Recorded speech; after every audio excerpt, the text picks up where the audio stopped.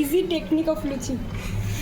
লুচি বেলা না না কাটা খুব। একসাথে দুটো লুচি কি করে বানানো যায়? সরি, একসাথে 1.5খানা লুচি কি করে বানানো যায় দেখুন সবাই। তার মধ্যে হাফটা আগে ভাজি।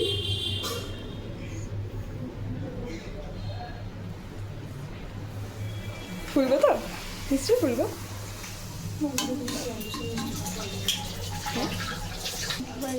আমাদের হাফ লুচি ফুলে গেছে, গোটা লুচিটাও দিয়ে দে, তাড়াতাড়ি দে।